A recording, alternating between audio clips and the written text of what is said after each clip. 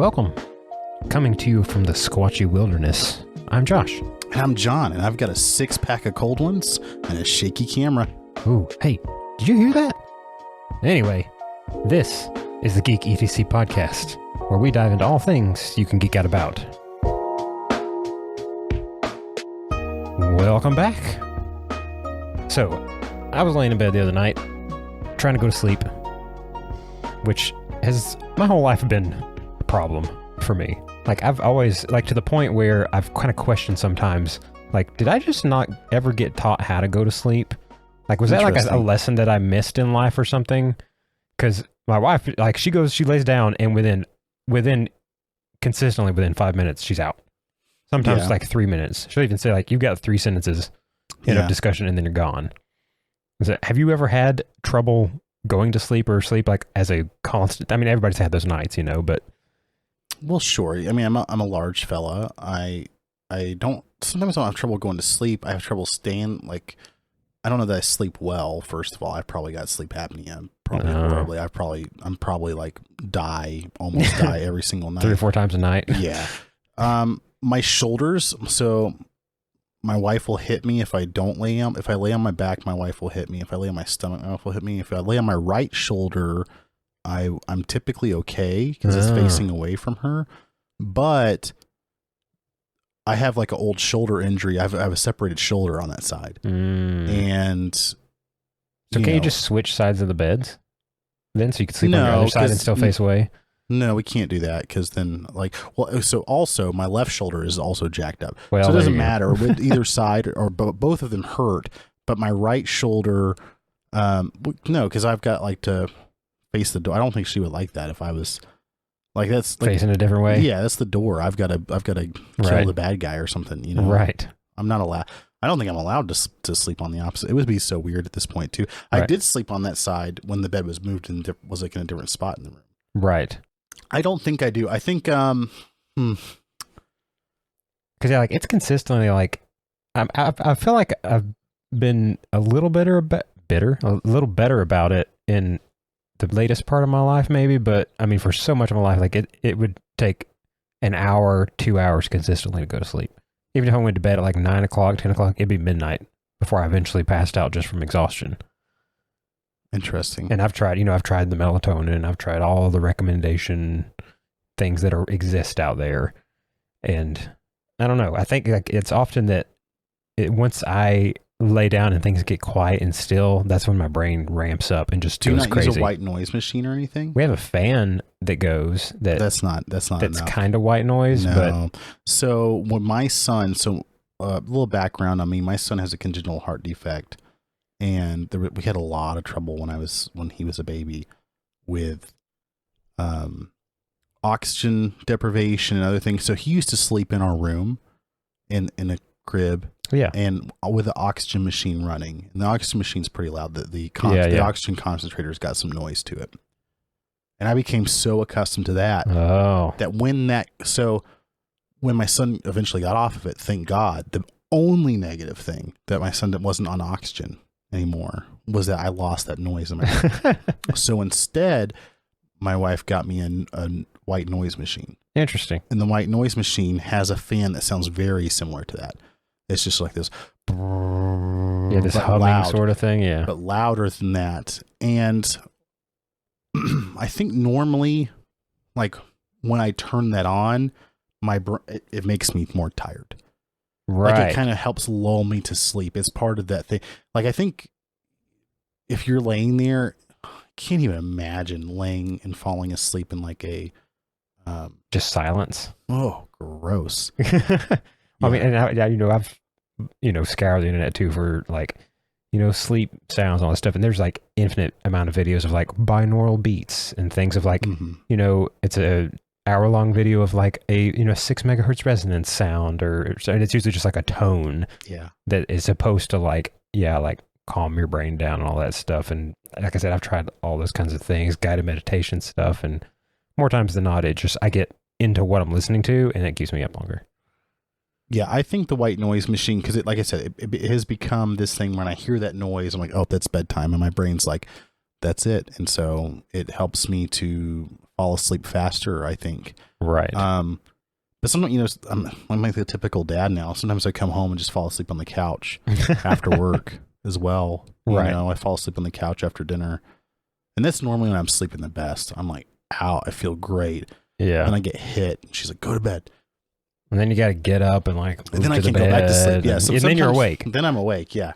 Yep. Yeah. That'll happen sometimes. I don't know. I would try a white noise machine because if you're just laying there in silence, ugh. There's a while we had one of those Amazon Echoes hooked up, and I would have it play rain sounds at night, and that I think helped and stuff. But then, it started to get just freaked out about the Echo, like listening in and recording everything that's going on. Yeah. And we ended up, disconnecting that eventually, just because I don't really like the idea of that thing listening in on my life all the time. So that's just in a drawer somewhere. Gotcha. Well, maybe it's still listening in. It might be. It's not powered, but who knows? They have advanced technology. Well, I suggest you go get a thing that goes. Well, I think I might get a. Anyway, yeah, the audience is going to love listening to that. That's fine. Maybe you just put like 4 people to sleep. I probably did. That's what I'm saying. Like that was just a sample for everybody. Well, you guys are welcome. If you wake back up and you're still listening, hopefully you're not listening to this on your drive into work and then you just crashed. That would be bad. But I would prefer that. I did find a set of Bluetooth speakers that you can sync the 2 speakers together so you can have kind of a surround sound, stereo sound between 2 things. So I might just get something like that, put one on my nightstand, one on her nightstand, and play like rain sounds or white noise or something. Does rain sounds help you fall asleep? I think so. I mean, anytime it's actually raining in real life, I feel like I go to sleep maybe quicker. But did it help you when you had the Amazon Echo? Maybe. I don't really remember. I don't know.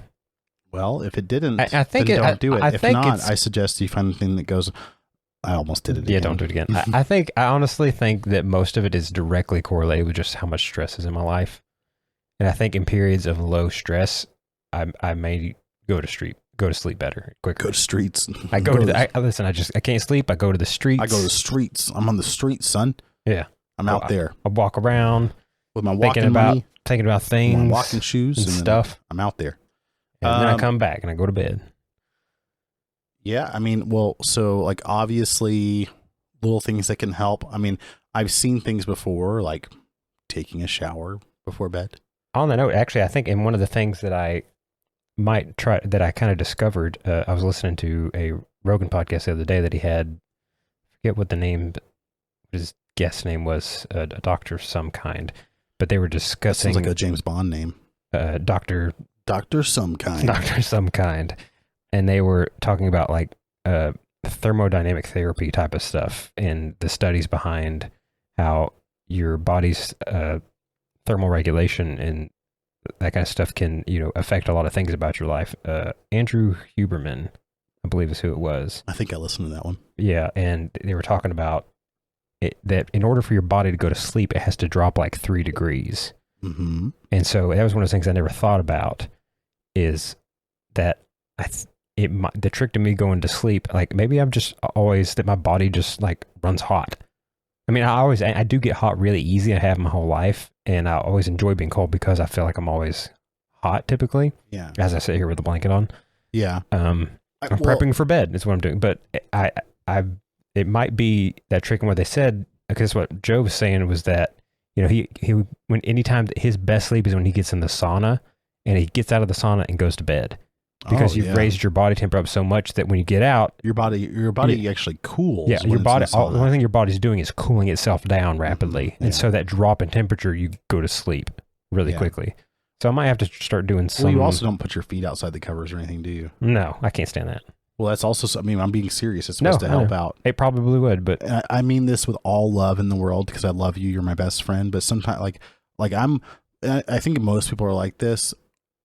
Sometimes I just get comfortable with whatever is going on. I think you sometimes want to fix whatever, like if you have something that's bothering you, like if the cover, like if it's too hot, you're like, instantly off kind of guy. I think, you know what I'm saying? Instead of just dealing with it kind of deal. Yeah. For a second. No, I can't do that. That's what I'm saying. Yeah. Like, my life has consisted, so much of my life has consisted as a troubleshooter. Yeah, I know. Whatever the problem is, I'm constantly fixing problems in many different, areas of life. Even down to something, I'm hot, so I need to get cool. And sometimes I'm just like, this is fine. Well, we'll see. I'll get used to it. Yeah. That's one thing. But I mean, I also prefer to be cooler. Like, it's supposed to be cooler. I know some people set their thermostats down at night. Well, yeah, I turn it down to like 65. Like we have to have at least like 65. Otherwise it can get too hot at night. I wish. And we have a fan blowing on us. I wish I had that going on. My wife is probably listening right now, and I'm going to ask about that when I get home, and you guys are probably going to find out that it didn't work out for me. So, did she set it higher than that? Well, no, it's usually 68 to 70. Oh God, all day. Yeah, during the day, like that's the thing. I'm used to now. If it was up to me, the house would be like at 61 degrees all the time. Right, you'd be like a polar bear, like freezing cold. Yeah. Dang. Yeah, no global warming in there. I would put my own. I would start my own glaciers. You know what I'm saying? Hey, there you go. Yeah, that's what I'm all about, is just being cold before bedtime. But if you take a hot shower, same thing. Yeah, that might be just what I may start doing. Just to hop in there for a minute, just to get nice and hot. And then take a bath. Maybe that's the secret by behind people suggest baths. Is it has nothing to do really about the relaxation thing or something. It's just that it does. But maybe that's the key to the relaxation part of it, is that it heats your body up, and then as you get out, as you cool down, you become relaxed. I think I fall asleep pretty well. Now, I stay up pretty late. Like, I go to work. That's true. I normally get up at 5 something in the morning to go to work. And then if I'm not working the next day, oftentimes I'll stay up till 3 a.m. playing games. Jesus.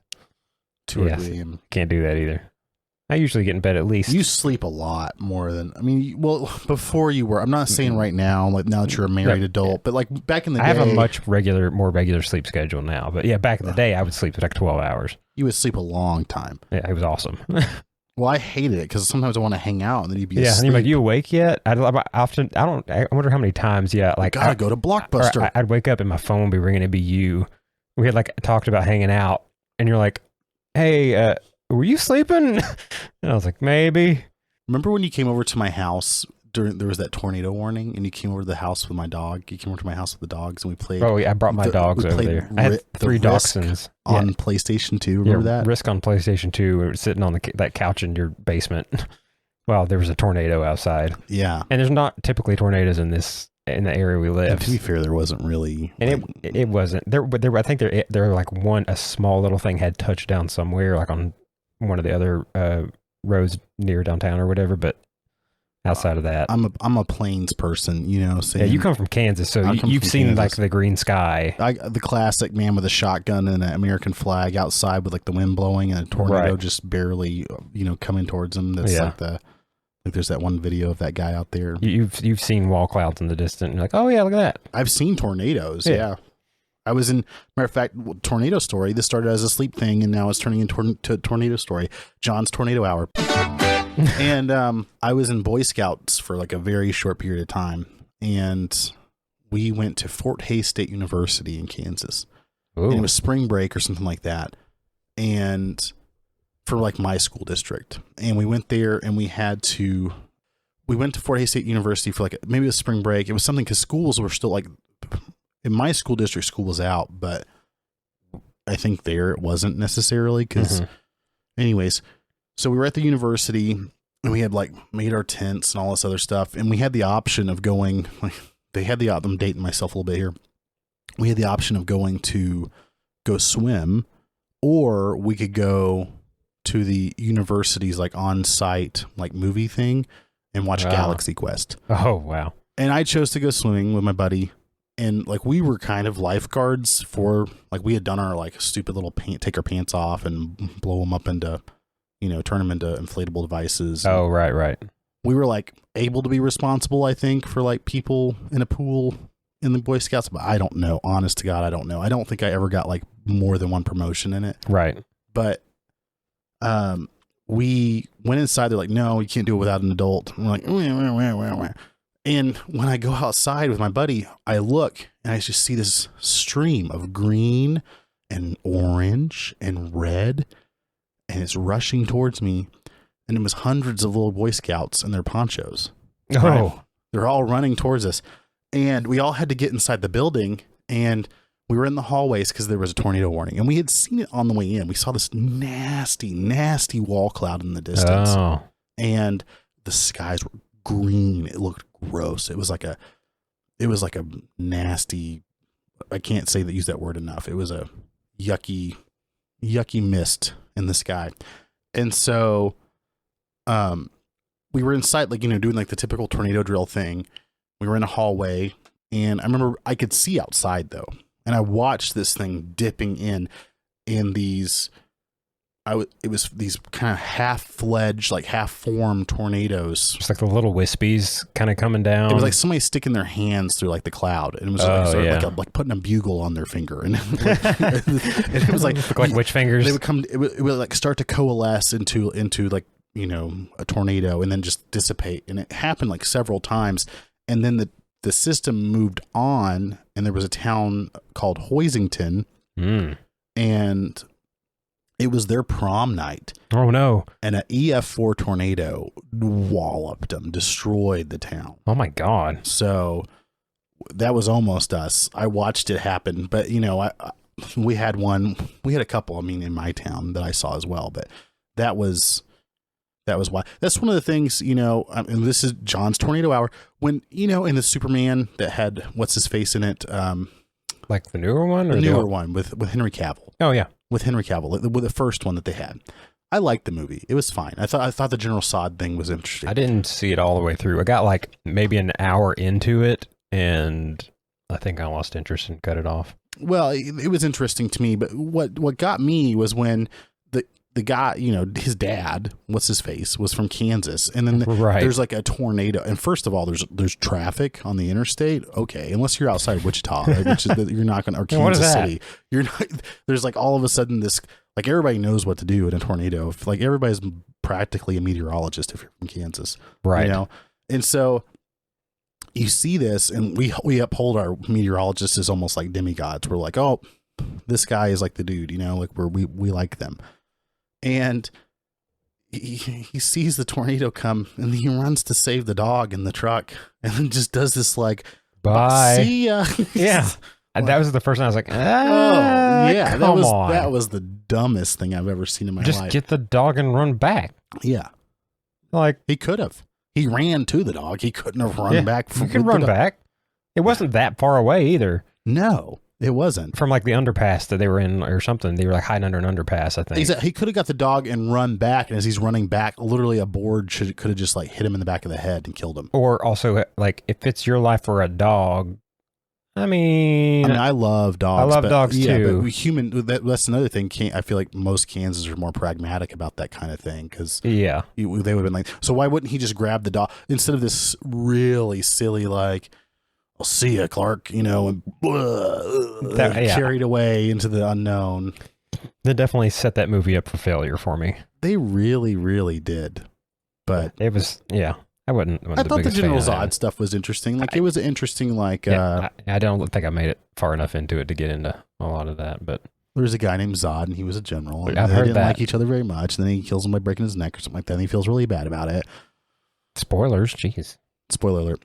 So, yeah, we've talked about sleep, we've talked about tornadoes, and we've talked about Superman. So, in all honesty, though, tornadoes are scary. And in that movie, there's a spaceship.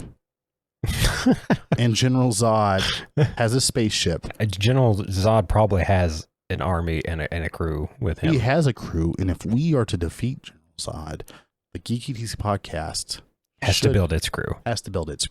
Yes. So, where can they join our crew at? At patreon.com/geeketc podcast. Even if you guys just want to stow away to see some of the sites. That's fine. You're welcome. You can come aboard. You may want to, mingle and become part of the crew later. That's right. As little as $1 a month. Yeah, $1 a month. You can hop on board, be a stowaway, and, which is help support us. The research, let me do the math here.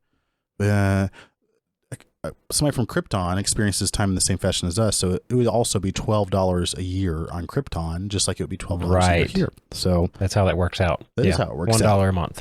But there are other things. Obviously, you guys can listen to our gameplay, our co-op therapy. Obviously, there's other classes you can become aboard our ship. We've got I think we've got an engineer and just a basic crewman at this time. But we really want to add some other ones, because we're looking to ever expand on that. Yeah, I love world building for our fake, space adventure. Hey, I'm down. I'm all about it. if you want to be part of our space adventure and support this show so we can keep bringing you awesome awesome content about, tornadoes and maybe first contact and maybe get some advice on sleep. Yeah. Then you guys are welcome for that. Yeah. Head on over to patreon.com/geeketc podcast. Yep. You know who's probably a pretty good sleeper, definitely good at hide and seek. Oh, the best at hide and seek. We've mentioned him in a previous podcast a while ago. Did we? Yeah, that he might be a bugbear. Oh my God. You're right. That's right. Because this week we're geeking out about coming full circle back to Bigfoot. So the man himself. The man, the myth, the legend. Do you think Bigfoot exists? That one is a tough call. And all right, that's our episode, folks. Have a good evening. We'll keep geeking out. Keep geeking out, whatever. But no, really, when it comes to, the topic that we discussed about like aliens and stuff, like I'm very convinced, and I've seen enough evidence of things that I fully believe that that's a thing. But Bigfoot really lies in that gray area for me of, there's 20,000 different either, A&E or history shows talking about tracking Bigfoot and this and that, but I just haven't seen enough definitive proof or evidence to really get me on that train of that it's a thing. So I remember the first time I ever heard about Bigfoot. Do you remember where you were when you learned about Bigfoot, Josh? Because I do. I don't think so. I was in my grandpa's house. I was 3 or 4 years old. He had a little sunroom area that had a TV in it. I was sitting like a brick area or whatever. And I remember Unsolved Mysteries was on. Ooh, I remember that show. That was like a big hit in the 90s. It was a huge hit in the 90s. And this was like 1993, probably. Something like that. I was 3 or 4 years old. I remember it. And I mainly remember it because they had that dude who had the scariest voice. Dude, that guy's voice, yeah, I can still like hear it in my head. That plus the sound. It's like the X-Files theme. I'll never forget it. Yeah. The X-Files theme, yeah. But his voice, his gravelly deep voice, and then plus the ambiance that they would add to it, and then the up pace of it. There was that, like, there was some ambiance to it, but it had like a quick pace to it. Yeah. And it was the Bigfoot.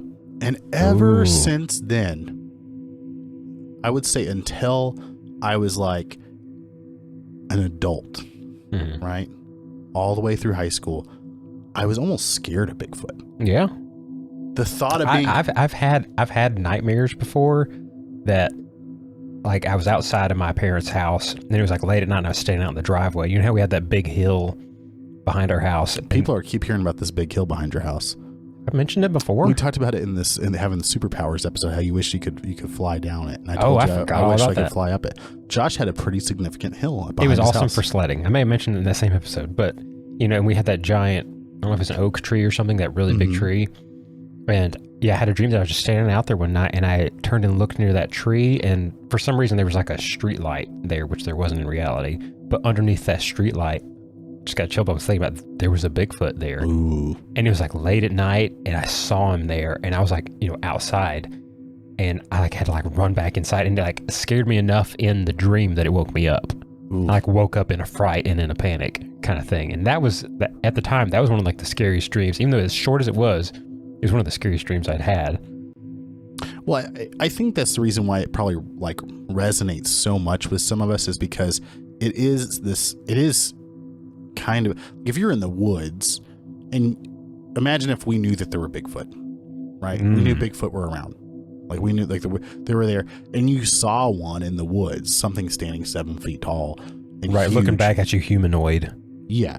Anything that's humanoid that looks like that's an animal that has humanoid, it instantly bothers us. There's a difference between, an animal looking at you and something human shaped looking at you, like having that binocular vision, the forward facing eyes, like that connects with you in a different way than an animal does. Yeah. Like if a bear is like walking at you on 2 legs, like there was like a bear in New Jersey, which, did you know like New Jersey has like the highest population of black bears? It's crazy. I have heard that. It's weird.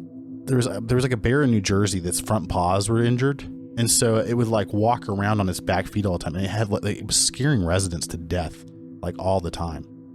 I mean, that sounds like it could be pretty frightening to see a giant furry creature. Yeah, like, I guess when you'd be standing up too, it'd be pretty dang tall. Yeah. So just seeing that walking through your backyard, that'd be pretty creepy. It would be. Yeah, it's super creepy. So, it's a scary. So that was where I first saw Bigfoot. Had a phobia of him, her, them, the group of them, the tribes of them for a long time. Yetis never bothered me. Right. I'm the same way. Like, I never had a dream about a Yeti bothering me. Maybe I needed to grow up in the Alps or something. I don't know. Alps? Are they from the Alps or is it? Nah, dog. They're from the Himalayas. Himalayas. Right. It's another set of mountains where it's snowy.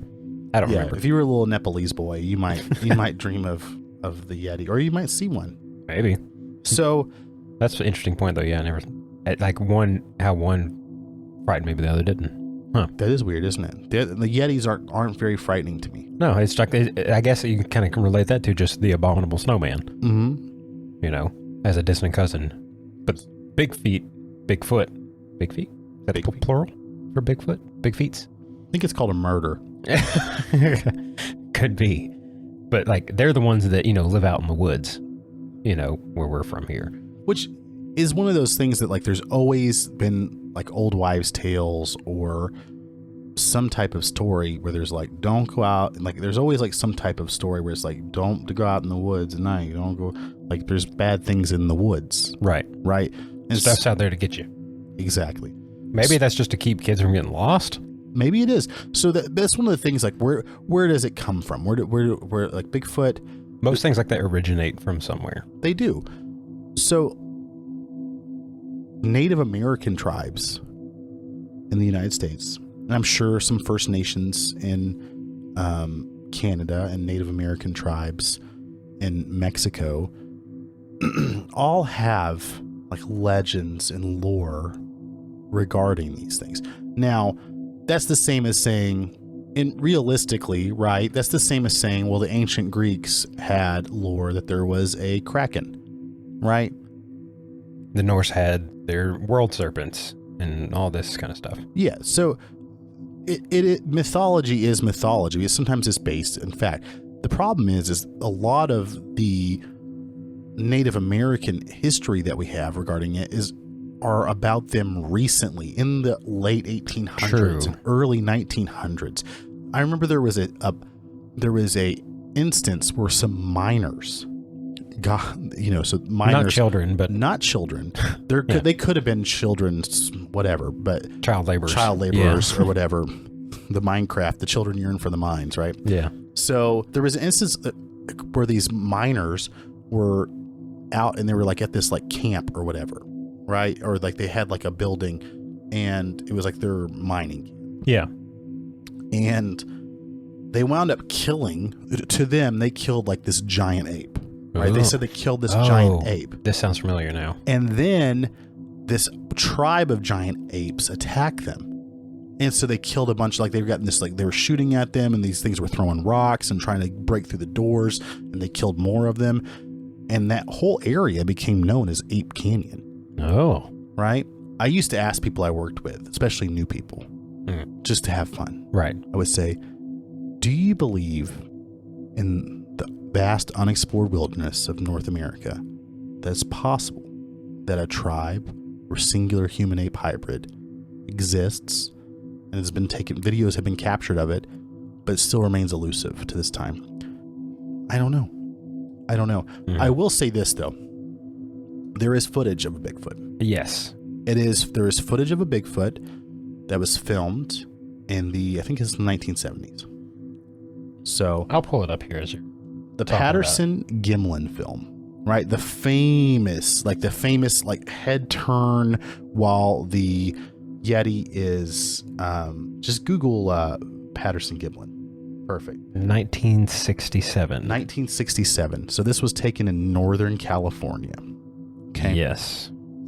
East bank of Bluff Creek. So in Bluff Creek in Northern California in 1967, two individuals are on horseback and they're there to like find this thing, right?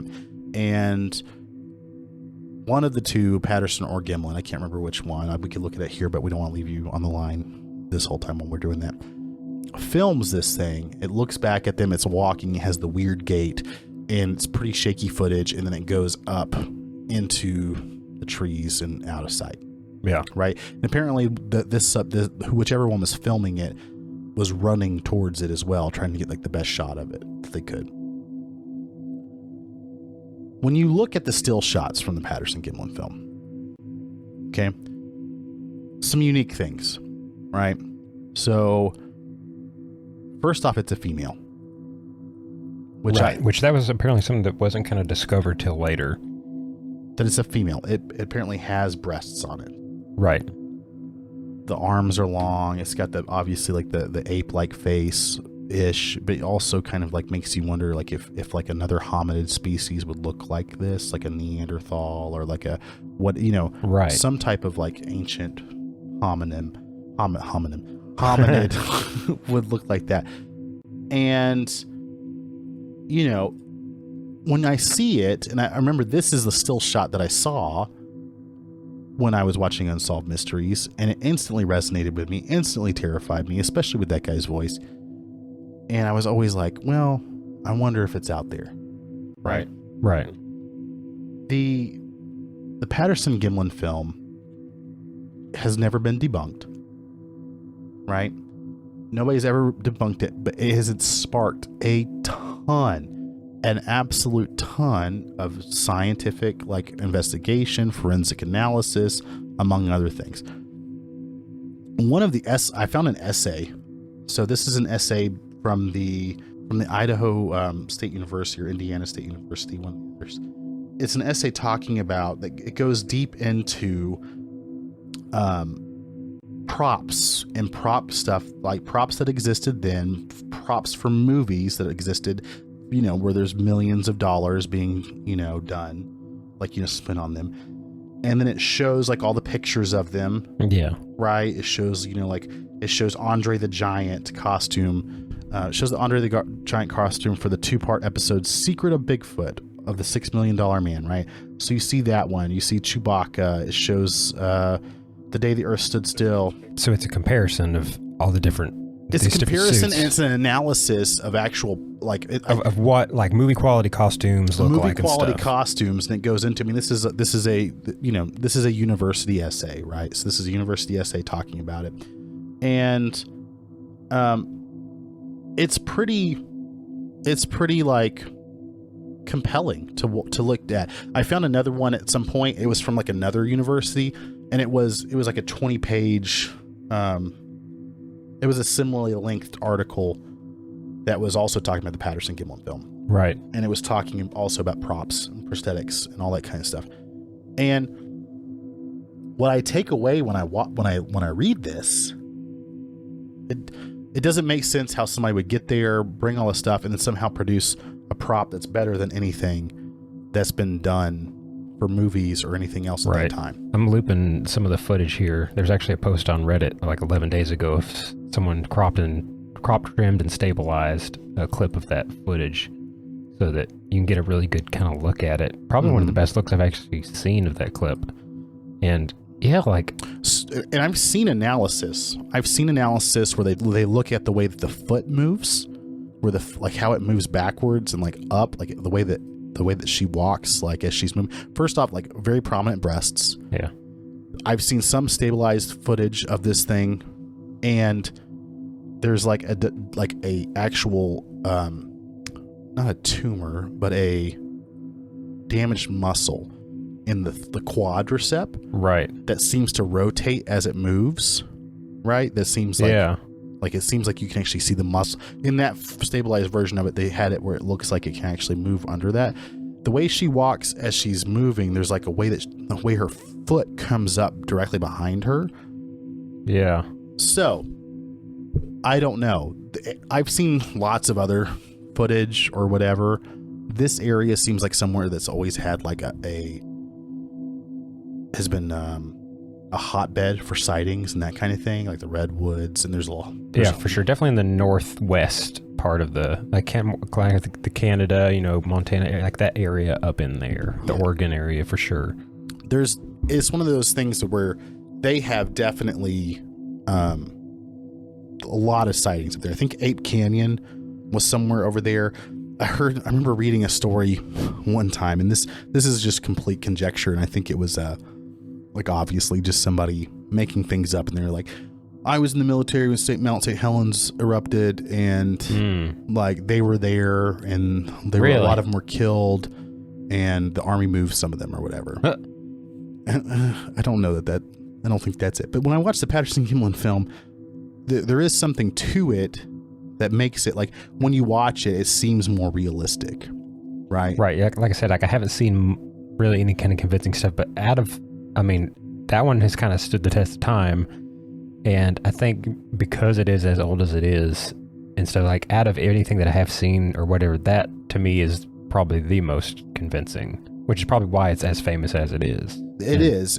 And because people have gone there, I saw, let me see here, there was a forensic analysis done, and the folks that did it they had gone back to Bluff Creek, and they had done this one's found at SasquatchCanada.com, and there's a preamble there.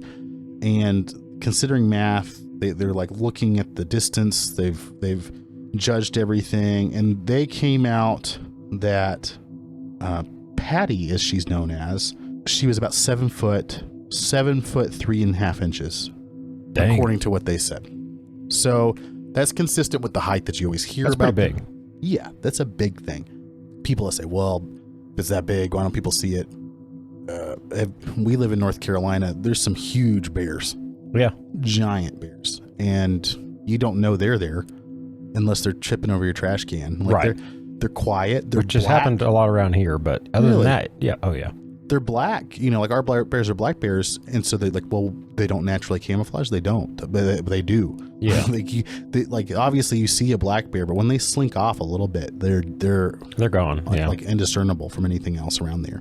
So, you know, the Patterson-Gimlin film it gets me every time I watch it. And every time I look into it, it just seems like there's more and more to it. Mm-hmm. And as far I remember seeing one time that Patterson or Gimlin, one or the other, tried to like recant that it actually happened, but as far as I know, everything they've both been pretty staunch. Yeah. I think only Gimlin's alive still, and right, it kind of ruined his life for a little bit. Now he goes to conventions and stuff and talks about it because he's a hero, kind of. Yeah, but you don't really get away from that at that point. Once you put something out like that grabs, the attention of the world, you're kind of stuck with that the rest of your life.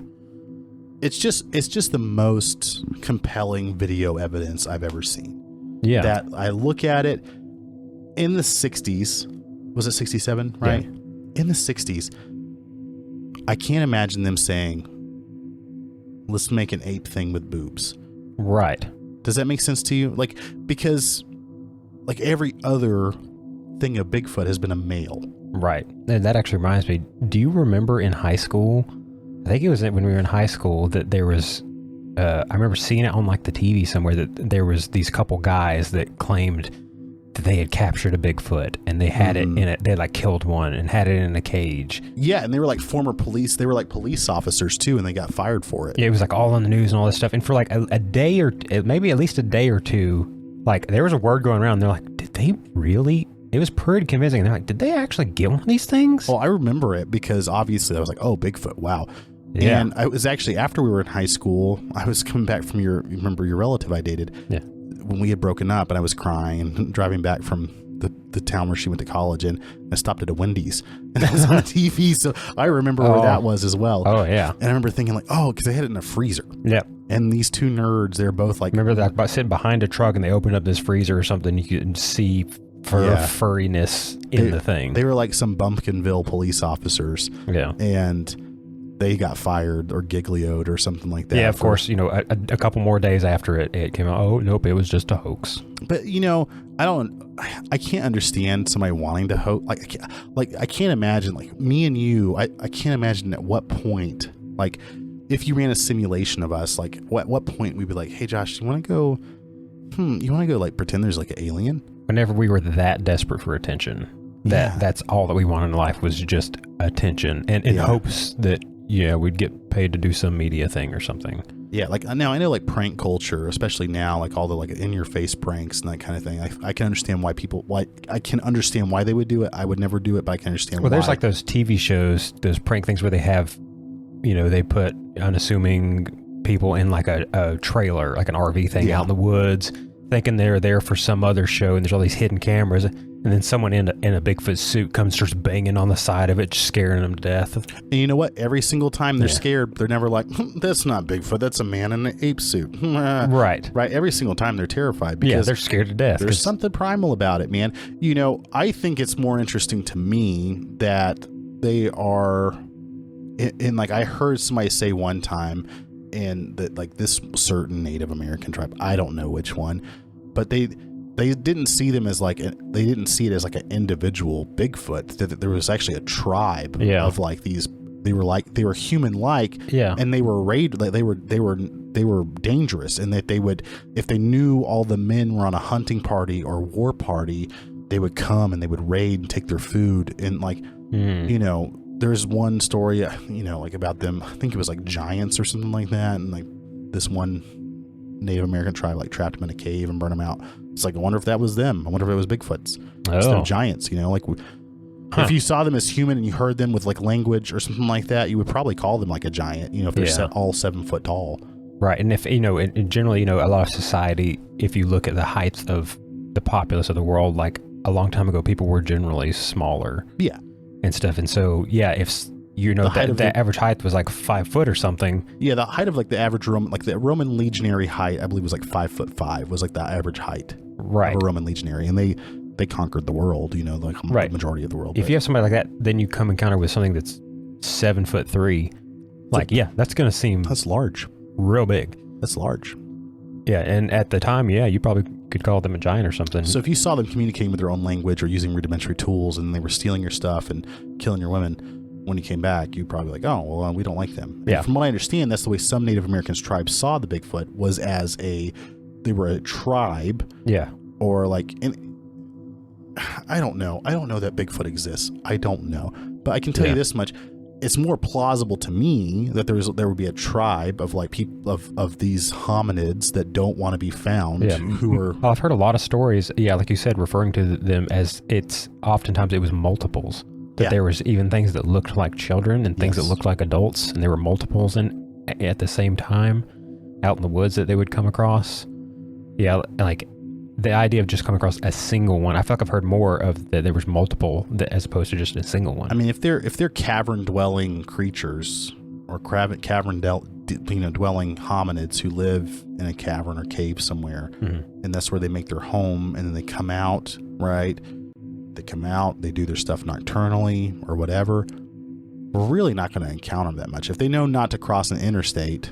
Yeah. And especially there's so many places out in the wilderness in the West that it's so far out there. Like, you don't even think about it, but it's very, very remote and hard to get to. Yeah. And the average explorer or backpacker and stuff, they're not going to these places. No. I mean, they had to haul a mule or a horse in to get to Bluff Creek with their equipment. Yeah. Like it was like it was hours and hours and hours just to get to the point where they filmed. It was an expedition, to get there. That's another thing. Like the Patterson-Gimlin film, I guess you could think two ways, right? You could say, well, they could have just pulled off a highway and said that they saw it, right? That would have been the easiest thing to do. Of course. That would be the easiest thing to do. Does it make it more believable that it's in a creek some really far away? Yes, but it also makes it more like, well, we can't get to it too. So it's like you would if you put yourself in a hoaxer's outfit, and you're like, well, what take it either way. You can take it either way. Like, this is more clout for me, or it's too much work. It's easier for me to film crossing the interstate. That's a tricky line to stay on one side or the other, as far as because like there's pros and cons to both sides of it. Yeah, essentially. But and then there's the whole theory too that people relate them to, what if they're a long distant relative, like a Gigantopithecus? I've heard that thing. Like where they're more ape. Yeah, that it's really just a large ape that lives out in the wilderness. And I would say, well, we didn't know that there were gorillas in the Congo until like the 80s. Right. right? They're mountain gorillas or whatever, you know, and there are. We know where they're at now. Yeah. And they were hidden. But to me, the people that have been here the longest in North America, the natives, whatever, the first peoples, you know, the First Nations folks, it makes sense to me that if they've interacted with them or they've heard them use language or do something where it seems like they're more organized, that it would make more sense to me that they're not like, you know, I saw an article one time that says like if you could go back to like 50,000 years, it would look more like Lord of the Rings, because there's different, like you had small hominid, you had Neanderthals, you had humans, you had other like Divinians or whatever, like there was multiple iterations of like, and we are the hominid species that remained, that prevailed. Yeah, we won. However we won the Noah's Ark, whatever battle. Yeah. However it happened, Homo sapiens have been the one to last. Yeah, we own the planet, right? So it seems possible to me that if there was like a small, like you have them in the Alps, as you said, or in the Himalayas, right? Mm-hmm. You have like Yetis or something similar to that. Yeah, that there's these small, you know, subset groups that are, you know, contained to these small areas, but that there's these small groups are in various places around the world. Cause like you have like your traditional Bigfoots up in like the Oregon area, you have the skunk apes down in the southern, you know, Florida, Everglades kind of thing. Then you've got, like you said, the Yeti, and there's similar things like that. These large, hairy, humanoid, ape-like creature things on multiple places around the earth that have been reported similarly, you know, similar sightings and stuff.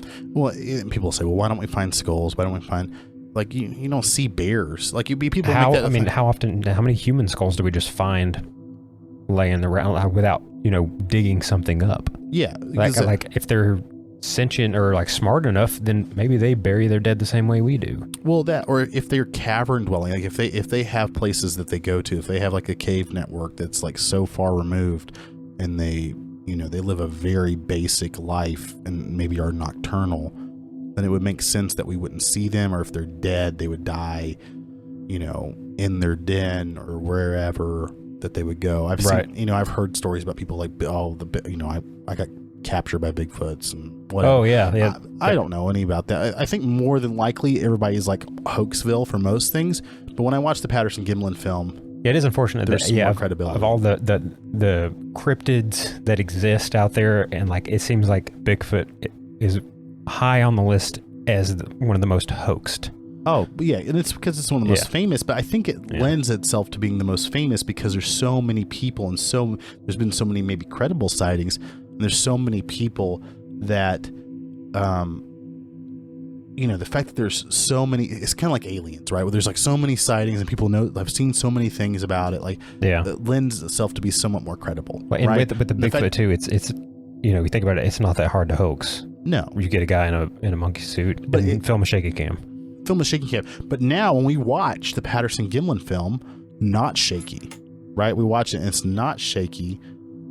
When we watch the Patterson-Gimlin film and it's not shaky, right? We watch it stabilized. We see it in where it's at now. It's not an obvious fake. Right. Like, as high res, you know, up res, stabilized, you know, cropped in, zoomed in, that you watch that thing as high quality as we can get it with current technology. Looking at it, like, it doesn't immediately be like, oh, well, that's obviously a thing. Yeah. You look at it still with an unknown curiosity of like, I mean, I don't see anything, like you said, that obviously stands out as a hoax. And there's nothing inflammatory about the video. It's just Patty, the female Bigfoot, walking away. It's not like, you know, most of the time when we see somebody that's a hoaxer, right? If we were to look at like most hoaxers, it is typically like a guy in a gorilla suit, a guy in a suit or whatever. And, you know, like, why wouldn't it throw rocks at him? I was going to say, he's like throwing rocks at him and all this, yelling and hooting and all that stuff. Yeah, and then they're like scared and running. Well, like the point of most people's point why they do hoaxes is for attention. So yes, the best way to amplify that attention from your hoax would be to have drama in it, some kind of, it's scary, it's coming after me kind of thing. So when you see the Patterson-Gimlin film, it's just there's a thing, and it walks away, turns back and looks over its shoulder at the people filming, and keeps on arm walking. sway, and then keeps going, and goes off into the woods, and we don't hear from it again. We don't see it again, and there's no conflict with it. Yeah, it's just like watching a deer walk away from us, essentially. Yeah, and I think it's just so weird to me. It is. It's a gorilla suit earlier. I saw a meme the other day. It was like putting a gorilla suit on a gorilla and then letting it loose in the mall. Oh, Jesus. So everybody thinks it's fake. It's just a dude, but there's actually a gorilla inside. Yeah, could you imagine? The chaos. Yeah. Golly. There's, like, I remember, who is it? Les Stroud. Right. Oh, yeah. I like Les Stroud. Survivor Man. I like Les Stroud. I think he's an interesting guy. And now I know he became obsessed with this because he saw that he was in the woods and he heads above Man vs. Wild as far as TV shows. Sure. Yeah, absolutely. But he was in the wilderness somewhere and he heard he had an experience. He heard an ape like whooping. He heard that kind of thing. And in an area where there typically shouldn't be anything like that. Like North America. I think it was like Canada or up somewhere northwest or something like that. And he became obsessed with it. He had his little show. The show wasn't that good, right? It had some like weird pictures and videos and stuff. But right. And the one thing that, I don't like about most of those shows, and why I can't watch specifically the big ones too, is any of those things like that are just so over dramatized. Yes. And there's so much the producers, because at the end of the day, it's a TV show. It's meant to get ratings. It's meant to get eyeballs. So it's got to have drama. It's got to be exciting and mysterious and filled with, climactic moments and all this stuff, and all that just discredits so much of it for me. Well, it's up to us to really get out there. Like it's up to the person, like Patterson-Gimlin, right? They're the ones that went out there, and Patterson and Gimlin went out there and tried to do this thing. Now, whether they're hoaxers or whether they're not hoaxers, I don't know. I think they took casts of the footprints and all that kind of stuff. The shows that are done now are just so bad that it just makes the Bigfoot thing. It makes it seem just like a joke. It makes it seem like it's a joke, and so it takes away everything from it. But when that footage and that picture is instilled in my mind, and maybe it's because I was young, and maybe because of the voice and all that stuff. Impressionable, but when I still see it, every time I see it, I'm like, oh man, I don't know. And people, if you can sit there and tell me when it's not been disproven, and as a layman, as a layperson who's maybe never worked on costumes, never worked on sets, never been like an art director, never done anything like that, who's not researched what they had available in the 60s and the late 60s, right? If you can sit there and be like, that's an absolute fake, then I think that you just have like a problem, because I don't know. We can't tell. We can't tell whether it's a fake or not. It's one of those things that definitely, out of, again, all the cryptids and stuff, like this one really falls in that gray area for me, that I can't for sure say that it is, but I can't for sure say that it isn't. Like, I don't know either way. On one hand, I see it as, again, I look at that and I'm like, my brain tells me, sure, there could be a small subsect of, a tribe of, beings like this that are living way out in the wilderness somewhere. Like that logically makes sense to me.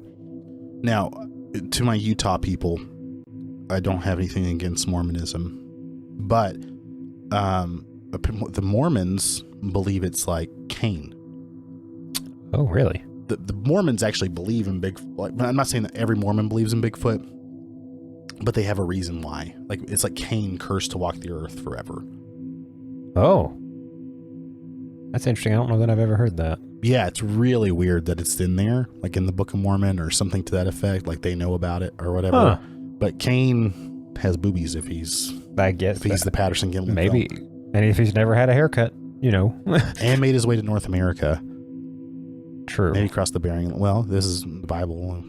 Well, that was the beginning of time. So yeah, or like that was Adam and Eve stuff, right? So he could have crossed the Bering Land Bridge and that would have put him in the northeast or the northwest up there. It's true. Maybe it is. Made his way down from Alaska. I don't know. I don't think that it's maybe Cain. These are his descendants of Cain. I think if it was, I think if they were, if they're very cautious apes, maybe. If they are hominids who are, whatever conflict they've gotten into with humans. And now, one of the things, and I think it takes away from his credibility sometimes, so he doesn't really talk about it as much, is like the missing 411, David Paulides, right? Oh, yeah. And he talks about all the people that go missing in American national parks every year. Yeah. And I've seen him at some events, and he's like, I would never, like, he's essentially said that he would never tell a family member of a missing person that he thinks Bigfoot's involved. But to himself, he thinks there's some type of Bigfoot involved. Yeah, yeah. Right. And some of the things are really weird with missing 411, just like kids, they're 3 years old and they cover 20 miles in a day. They found them 20 miles away they from find where their body they were. like 20 miles away. Yeah. Clothes off of them, which is hypothermia. Like that'll do it typically, but like some of the distances and things that these kids just are humans, doesn't make any sense at all. Or they never find them again. There's actually a really funny video. I watched this whole thing where like David Paulides was talking about like UFOs or Bigfoot at MUFON. Yep. Are you familiar with that? The Mutual UFO Network. He was talking about Bigfoot there, I think. And there was a guy who asked a question. And if you're one of our geeks, I'm sorry, I'm not trying to make fun of you by chance, but if you were at that MUFON convention and I'm mentioning you here, he's like, he said something to the effect of, he's like, do you think that werewolves and Bigfoot are could be, and you could tell that David was trying to keep a straight face. It's so outlandish when he listened to it, but this guy is like asking this question about like werewolves and Bigfoots and if they come down from UFOs, and it's just like, oh honey. Right. But there's, I don't know. Well, going out there with theories and stuff people have about Bigfoot, another, probably the most outlandish theory is them being interdimensional beings. Ooh, like a skinwalker? I don't, skinwalkers might be as well, but, and that's the most obvious answer why no one ever finds them. Well, they just walk and step into an alternate dimension, and they're just not here all the time. I've heard that, and I've also heard like Hollow Earth theory that they live in the Hollow Earth. That they've got either caves or holes in the ground or places that are secluded enough and hid away. Yeah, that they just follow these caverns down miles, and there's just a whole civilization underground somewhere. Apparently, like it's like once you enter the center of it, it's like and there's a sun in the middle. Yes, like a Gatha. Man, you can, I think a lot of you out there are probably like, well, I've been down that Wikipedia rabbit hole before. Right. That goes a long ways. It goes a long ways. And what that, and like this kind of talks about that the Earth itself could be, what are those, the big structures called it, like Dyson sphere. Yeah, Dyson sphere around the sun. That actually the molten core of Earth is just a star, and that Earth is a Dyson sphere that's been around so long that what we see as Earth is just what's grown on top of it. Okay, well, I've never heard that before, but that just made it more interesting, right? Okay. Yeah, that's another rabbit hole to go down to think about. Yeah, that we're just living on the outer crust level of a Dyson sphere. Yeah, if our planet was the size of Jupiter, maybe.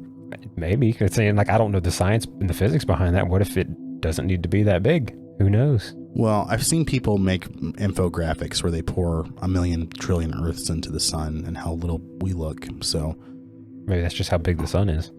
Well, that's how big the sun is, but like how would like even a yellow dwarf like would it be small enough to fit inside the planet? I don't think so. I don't know how small stars can be. Maybe that's all. Maybe this is all information that was hidden from the scientists. I do like that though. That's right? As soon as you said as soon as you asked about that, I was like, "What? Dyson sphere?" Yeah, that's interesting. I don't remember where it was. I heard about that. I think it was just a couple weeks ago or something. It was like a Navy, like an admiral or like an Air Force general. I remember that talked about it. Like there was some entrance into like the Hollow Earth from like Antarctica. Oh yeah, there's been a lot of weird stuff with Antarctica lately. A lot of theories and stuff about, and like people found, Google Earth images of these things that look like very obvious caves that go into certain places, and there's like word of certain islands or bases down there that, and like records of prominent, governmental figures that all congregate down there for some reason. And a lot of a lot of other government people that just seemingly travel down there for unknown reasons frequently. Who's been down there? John Kerry. John Kerry went to Antarctica? Yeah. He's one of the ones that apparently he's been to Antarctica multiple times. And everybody's like, why is John Kerry going to Antarctica? What reason would he have to go down there? But what would the conspiracy be with John Kerry down there? He's connected with somebody covering up the Hollow Earth entrances, I guess. All right, guys. I don't know. Geeks, listen close. There is a Bigfoot Illuminati that lives in the Hollow Earth, and they have an empire, and the outcasts are sometimes sent into the outer world. That's what we're known as. And once they come out into the outer world, they're stripped of their armor and weapons and forced to walk the planet until the end of their days, and they're never allowed back. They're ostracized. And are those the Bigfoot that we hear stories about? That's the Bigfoot we hear stories about. Oh, okay. So I have that on. I was speaking to a Secret Service member, and that's what they told me. So you guys are welcome. He was also a Special Forces Green Rainbow Six guy. On a good authority. Yeah, that's been double confirmed. Double confirmed. Yes, triple confirmed by someone on Twitter with a blue check mark. So it was official. We should get a blue check mark. I think now you have to pay for them. Okay, well, we can't do that. Yeah, I ain't paying for that. No. Yeah. I don't know. The jury's still out for me. I can't say either. Like aliens, I think you're more alien positive than I am. I like to think. I'm for sure. I'm 100% convinced. I'm very alien. Like, I think there's like, is something out there? Makes sense. Right. Even if it's like a rabbit with like 12 heads. Yeah. And the vast expanse of the universe. Yeah. There's some other life out there. Yeah. But whether it's like sentient and is like a, like a Kardashev civilization, like a type 3 civilization or some type of thing that can like move around. Yeah. To me, like, aliens, we are such a small speck of dust in the whole cosmos that unless life is ubiquitous, I think it'd be hard to come into contact with people. Or Fermi paradox. They're all dead. Or whatever by the time, because once they discover, go listen to our aliens episode. Yes, that we did. We could dive into all that. But I'm just because of the Patterson-Gimlin film and the papers I've read on it, it makes it's a very compelling thing for me. I would say I'm 50-50 aliens, 51-49 Bigfoot. As in that is real. Oh, 51 being the real. 51 being the real. Oh, see, I am like 99-1 aliens. Okay. And 50-50 Bigfoot. Well, I'm 99-1 aliens that like, is there like a 12-legged rabbit or like a cat looking the fair? Flat basis of some type of life. Yeah. Yeah. Yeah. For that, I like, I would say I'm 99-1, but like, as far as like people like, traveling in jets and, things across, like, that's where I get 50-50. But Bigfoot, I think I'm 49. I'm 51-49. Interesting. And it's all thanks to the Patterson-Gimlin film. If that film didn't exist, I would be like, I don't know. Yeah. Yeah. But the fact that there's a herniated muscle apparently in the quadricep that's been like slowed down. Like, I've seen somebody like highlight it. They've circled it. And so when it moves, you can actually see it rotating inside and then pulling back. Interesting. It has the fact that she has breasts, the look, the lack of confrontation, the fact that it holds up when it's been steadied and zoomed in on. I don't know, man. It's a really interesting story though, and again, I'm like, I have that little bit of hope that I'd love it'd be an exciting day for the day when if we saw on the news like so many years ago in high school or whatever, that you see on there and there's footage of one that was captured that was real. Like, that would be a exciting heck of a day. Well, yeah, if that happened. Yeah. I mean, I feel sorry if it was like captured. I'd be like, well, you don't need to capture it, like let it loose or whatever, but that would be a controversial thing, I'm sure. Do like they do like in Africa with like monkeys sometimes, like with like actual monkeys. Have you ever seen this where they take, I don't know if it's like 100% real, but I watched it and it made a lot of sense, where they captured like this baboon, right? And they fed it salt over and over and over and over. They had it chained up. They had it like tied up on a stick. Then they released it. and they watched to where it ran, so they knew where the water was. It was like how they found water. Oh, so they just made it thirsty? They just made it super thirsty by feeding it. It was like an area, like a really like a desert area, so they don't know where like to find the water source in that area. But the monkey, through its instincts, would know where the water is. Yes, or they just follow the monkey. So they follow the monkey. So we do that with her. We feed her a bunch of salt. Or they like it would probably the equivalent would probably be them, implanting a subdermal tracking device and following it back to its cave or something. I was going to give her salt, but Himalayan pink salt. Well, if we give her Himalayan salt, is she turn into a Yeti? That's what happened when you take in Himalayan salt. Maybe if you give them one, you turn into a human. All your hair turns white. Creepy. Yeah, I mean, Nepal, man. Ooh, good luck finding one there that's not going to throw you off the Mount Everest. Yeah, right. Not a chance. That's like in the woods. I think you stand more of a chance against Bigfoot than like on a desolate mountain. Right. That's not. Yeah, there's no telling. I mean, seeing some big creature out in the mountains would be pretty dang scary. No, did you ever hear about that one journalist or YouTuber or whatever? I forget what his name was, but he had put up a little YouTube video clip of him in some other foreign country that has that has Himalayas or Alps and stuff. And he had this footage, like it's really far in zoom footage of this mountain range, and it looked like there was a being walking across the top, and from that scale, it would have had to been like large, huge, like it was a giant. And he talked about it and stuff, and then it wasn't too long after that he was killed.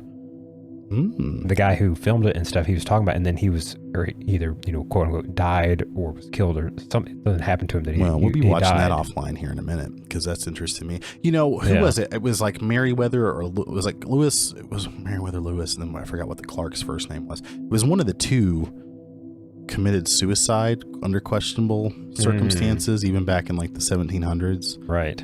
And from I don't want to get too far in the weeds there, but apparently it had something to do with them like finding because there's apparently like Prince Madoc from like Wales had come over here at some point, and they apparently found Welsh speaking people, like Native Americans. And there was like places that were like claimed essentially, and that would have given obviously we just got out of the War of Independence or whatever Thomas Jefferson sent them, and so he was killed because he was a Welshman. He was going to report that there were Welsh claims in different parts, which would, anyways, it was just interesting. Like there's conspiracy theories about everything, True. Very true. Well, it's a mystery. So who knows? If you want to, if you guys feel it in your hearts that you want to fund our trip to hunt down Bigfoot, or maybe I should say hunt, because that implies, something bad, but maybe just on an expedition to discover. Or to go into Hollow Earth. Or, to make the trek and go find Hollow Earth somewhere. We would ask you humbly and graciously if you wouldn't mind subscribing to our Patreon. You guys can still listen to us for free, but if you guys want to just send us $1 a month, then that would be greatly appreciated. You're welcome to do that. And if you want to bump it up and get some more, you guys can listen to our co-op therapy and get some more exclusive things down the line. Yeah, and that's at patreon.com/geeketc podcast. And we want to hear from you guys. We love listening to you. We love hearing from you. We like we like listener suggestions and feedback. If any topics or anything you want us to cover or talk about, send us our way. Send us either a message on Instagram at Geek ETC Podcast. Send us a tweet, also at Geek ETC Podcast, or leave a comment under this video podcast on YouTube. You can search Geek ETC Podcast, all one word on there. Find our YouTube channel. And don't forget that we have a website, geeketcpod.com. Correct. Where Josh humbly he puts together all of our show notes where you guys can see it. So you guys can probably find articles on Ape Canyon. You guys can see this Patterson Gimlin film that he referenced and make your own decisions. Yeah. And on that note, geeks fight better together, and you definitely want more than one if you're going to go out in the wilderness looking for Bigfoot. Yeah, don't go out there all alone. I'll be the Patterson to your Gimlin. There you go. And above all else, always remember to keep geeking out.